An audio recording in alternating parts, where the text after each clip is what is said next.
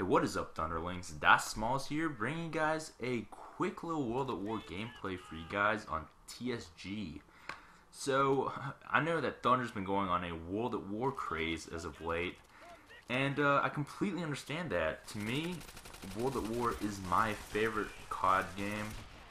I'd even go as far to say that it's better than COD 4, which I got my start with Call of Duty in COD 2. Played a little bit of COD 3, which I wasn't a huge fan of, but because I didn't really like COD 3 that much, I kind of skipped over COD 4. I played it towards the end of its life cycle, but really didn't get back into Call of Duty until World at War. And I've always felt that World at War did a little bit better job with some things in the Call of Duty engine.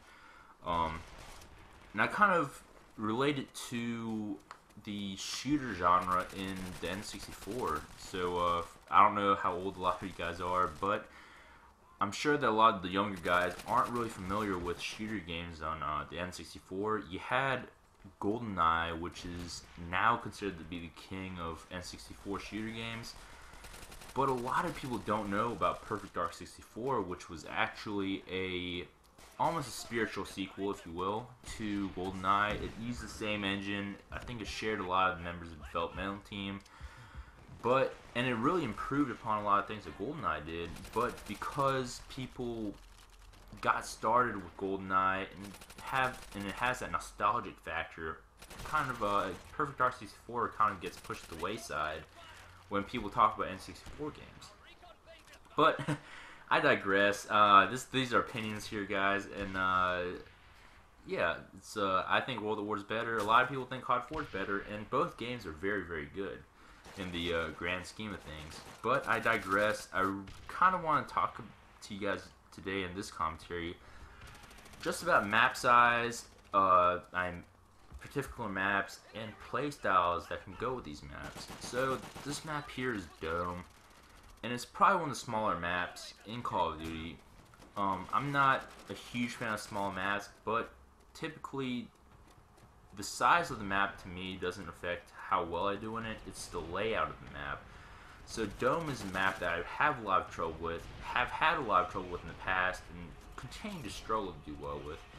And a big part of that is these long lines of sight and the multiple levels from which you can shoot. So one side of this map does have a balcony from which you can kind of see the entirety of the map. And because I am a rush heavy player, typically I love a triple cap. I will destroy tanks like Phil, or at least attempt to destroy tanks like Phil. So because I focus a lot on the short range game, a lot of these maps that have long vantage points, I don't do so well in. But one of the ways that I kind of compensate for this is by tweaking my game style. So I still rush heavily, but you'll see in this map here that I do use cover from time to time. So I'll rush from point to point, and I'll never stick around one area for more than a split second.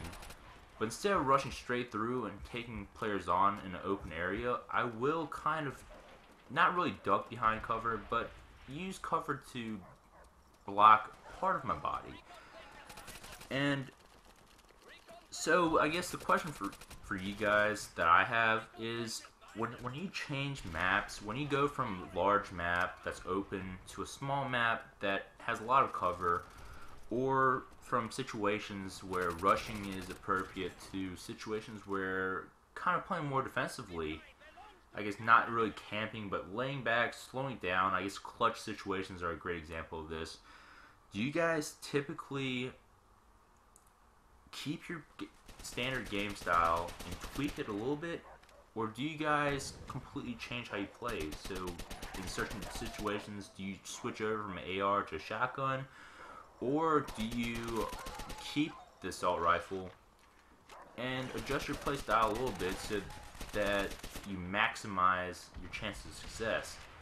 Let me know in the description below, guys, and come out, check out my channel if you have a chance. I always appreciate people coming by and letting me know how I do. So thanks again, Thunder, for having me on here, and I will catch you guys next time. Peace.